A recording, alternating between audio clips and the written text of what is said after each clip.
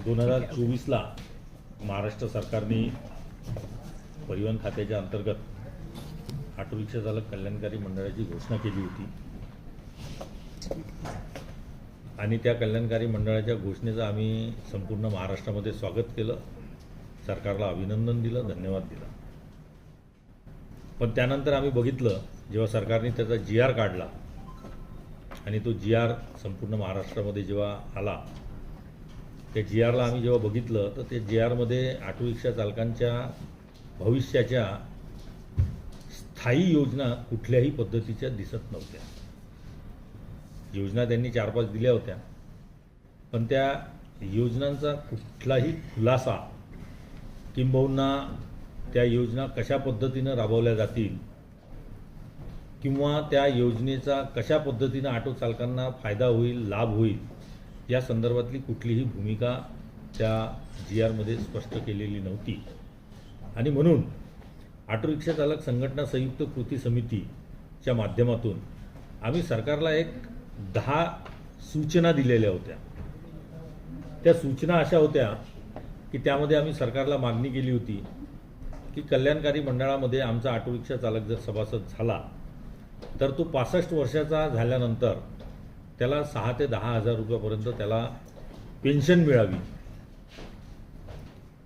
त्यानंतर त्याला जर ऑटो रिक्षा चालकाला नवीन ऑटो रिक्षा घ्यायचा असेल तर त्यावेळेला त्या कल्याणकारी ऑटो रिक्षा चालकांचे मुलं उच्च शिक्षणासाठी जर शिक्षण घेत असतील तर अशा वेळेला त्याला 5 ते 10 लाखापर्यंत या कल्याणकारी मंडळातून अर्थसहाय्य मिळावं। ऑटो रिक्षा चालकाच्या मुलीचं लग्न जर असेल तर त्या मुलीच्या लग्नाकरिता त्याला 2 ते 3 लाखापर्यंत या कल्याणकारी मंडळातून अर्थसहाय्य मिळायला हवं। ऑटो रिक्षा चालकाच्या परिवारासाठी 10 लाखापर्यंत त्याला आरोग्य कवच मिळावं। अशा अनेक योजना आम्ही सरकारला त्या कृती समितीच्या माध्यमातून आम्ही पाठवल्या होत्या, पण सरकारने त्या सगळ्या योजनांना केराची टोपली दाखवत त्यांनी जो GR काढला, हम करे सो कायदा, या पद्धतीनं त्या कल्याणकारी मंडळाची योजना ते राबवण्याचा प्रयत्न करत आहेत। त्यांच्या GRमध्ये एक 6 नंबरवर त्यांनी अशा पद्धतीचं नमूद केलेलं आहे की ऑटो रिक्षा चालकाला 2च अपत्य असली पाहिजेत, पती पत्नी आणि त्याला 2 मुलं। आता 4च लोक जर असतील तोच त्या कल्याणकारी मंडळाचा सभासद होईल, अशा पद्धतीची भूमिका सरकारने त्या GRच्या माध्यमातून मांडली। आमचं म्हणणं असं आहे की महाराष्ट्रामध्ये आज 50% ऑटो रिक्षा चालक असे आहेत की ज्यांना 2च्या वर अपत्य आहेत। मग 2च्या वर ज्यांना अपत्य आहेत त्या लोकांना त्या मंडळाचा लाभ मिळेल का, हा प्रश्न निर्माण होतो। या बाबतीत सरकारने सकारात्मक भूमिका घ्यावी आणि ऑटो रिक्षा चालकांना त्याच्यामध्ये समाविष्ट करून घेण्यात यावं, अशा पद्धतीची आम्ही भूमिका सरकारपर्यंत मांडली। पण सरकारने त्याच्यावर कुठल्याही पद्धतीचं अवलोकन न करता ऑटो रिक्षा चालकांना वेठीस धरण्याचा नव्याने कार्यक्रम सुरू केला आहे। तो कार्यक्रम असा सुरू केला आहे की महाराष्ट्रातल्या संपूर्ण RTOला असे दिशानिर्देश दिले गेलेत की ऑटो रिक्षा चालकांना तुम्ही रस्त्यावर पकडा। RTOचे अधिकारी संपूर्ण महाराष्ट्रामध्ये रस्त्यावर फिरतायत आणि ऑटो रिक्षा चालकांना थांबवतायत आणि त्यांना म्हणतायत की तुम्ही या कल्याणकारी मंडळाचा सभासद व्हा। जर तुम्ही सभासद झाले नाहीत तर तुमचं परमिट रिन्युअल असेल, फिटनेस तुम्हाला करायचं असेल, तुमचं लायसन्स रिन्युअल असेल तर ते आम्ही करणार नाही। म्हणजे हा एक प्रकारे हिटलरशाही निर्णय आमच्यावर लादला जातोय आणि त्याच्या निषेधार्थ आम्ही आज ही पत्रकार परिषद घेतलेली होती। येणाऱ्या 15 मार्चला आम्ही मुंबईमध्ये या ऑटो रिक्षा चालक संघटना संयुक्त कृती समितीचे सन्माननीय अध्यक्ष शशांकराव साहेब यांच्या नेतृत्वामध्ये 15 मार्चला मुंबईला आमची संपूर्ण महाराष्ट्रातल्या पदाधिकाऱ्यांची मीटिंग आहे, बैठक घेतो आहोत आम्ही। आणि त्या बैठकीमध्ये या सरकारच्या विरोधामध्ये आम्ही तिथे भूमिका घेऊ आणि त्याच्यानंतर आंदोलनाची दिशा आम्ही ठरवून या सरकारच्या विरोधामध्ये येणाऱ्या काळात आम्ही एक उग्र स्वरूपाचं आंदोलन उभं करणार आहोत। ठीक आहे ना, ठीक आहे। नो सेकंड टेक नाही होता, पण जाऊ द्या, 1 टेक करून बांधणी तुमची होती, मग का बरं सभासद का नाव? योजना त्यांनी 4-5 दिल्या होत्या, पण त्या योजनांचा कुठलाही खुलासा किंबहुना त्या योजना कशा पद्धतीनं राबवल्या जातील किंवा त्या योजनेचा कशा पद्धतीनं ऑटो चालकांना फायदा होईल, लाभ होईल या संदर्भातली कुठलीही भूमिका त्या GRमध्ये स्पष्ट केलेली नव्हती. आणि म्हणून ऑटो रिक्षा चालक संघटना संयुक्त कृती समितीच्या माध्यमातून आम्ही सरकारला एक 10 सूचना दिलेल्या होत्या. त्या सूचना अशा होत्या की त्यामध्ये आम्ही सरकारला मागणी केली होती की कल्याणकारी मंडळामध्ये आमचा ऑटो रिक्षा चालक जर सभासद झाला तर तो 65 वर्षाचा झाल्यानंतर त्याला 6 ते 10 हजार रुपयापर्यंत त्याला पेन्शन मिळावी. त्यानंतर त्याला जर ऑटो रिक्षा चालकाला नवीन ऑटो रिक्षा घ्यायचा असेल तर त्यावेळेला त्या कल्याणकारी मंडळाच्या माध्यमातून त्या ऑटो रिक्षा चालकाला बिनव्याजी कर्ज उपलब्ध व्हावं. संपूर्ण महाराष्ट्रातल्या प्रत्येक जिल्ह्यात स्थळी शासकीय जमिना कल्याणकारी मंडळाने घ्याव्यात आणि त्याच्यावर घरकुलची योजनासारखी योजना राबवून ऑटो रिक्षा चालकांना घरं उपलब्ध करून देण्यात यावी. ऑटो रिक्षा चालकांचे मुलं उच्च शिक्षणासाठी जर शिक्षण घेत असतील तर अशा वेळेला त्याला 5 ते 10 लाखापर्यंत या कल्याणकारी मंडळातून अर्थसहाय्य मिळावं. ऑटो रिक्षा चालकाच्या मुलीचं लग्न जर असेल तर त्या मुलीच्या लग्नाकरिता त्याला 2 ते 3 लाखापर्यंत या कल्याणकारी मंडळातून अर्थसहाय्य मिळायला हवं. ऑटो रिक्षा चालकाच्या परिवारासाठी 10 लाखापर्यंत त्याला आरोग्य कवच मिळावं. अशा अनेक योजना आम्ही सरकारला त्या कृती समितीच्या माध्यमातून आम्ही पाठवल्या होत्या.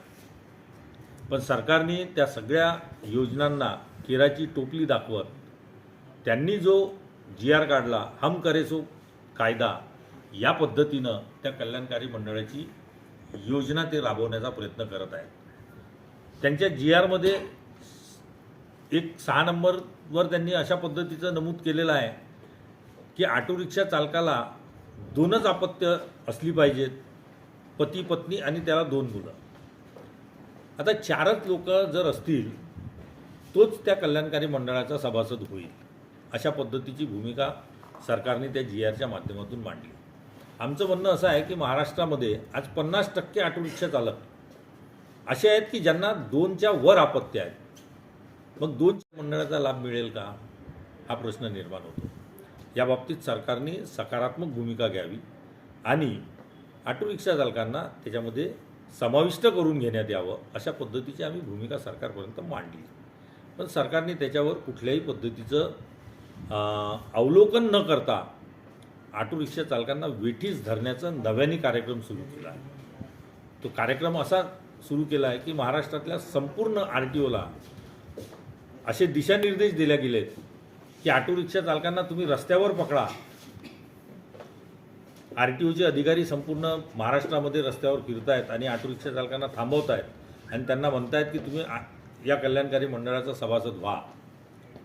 जर तुम्ही सभासद झाले नाहीत तर तुमचं परमिट रिन्युअल असेल, फिटनेस तुम्हाला करायचं असेल, तुमचं लायसन्स रिन्युअल असेल तर ते आम्ही करणार नाही. म्हणजे हा एक प्रकारे हिटलरशाही निर्णय आमच्यावर लादला जातोय आणि त्याच्या निषेधार्थ आम्ही आज ही पत्रकार परिषद घेतलेली होती. येणाऱ्या 15 मार्चला आम्ही मुंबईमध्ये या ऑटो रिक्षा चालक संघटना संयुक्त कृती समितीचे सन्माननीय अध्यक्ष शशांकराव साहेब यांच्या नेतृत्वामध्ये 15 मार्चला मुंबईला आमची संपूर्ण महाराष्ट्रातल्या पदाधिकाऱ्यांची मीटिंग आहे, बैठक घेतो आहोत आम्ही.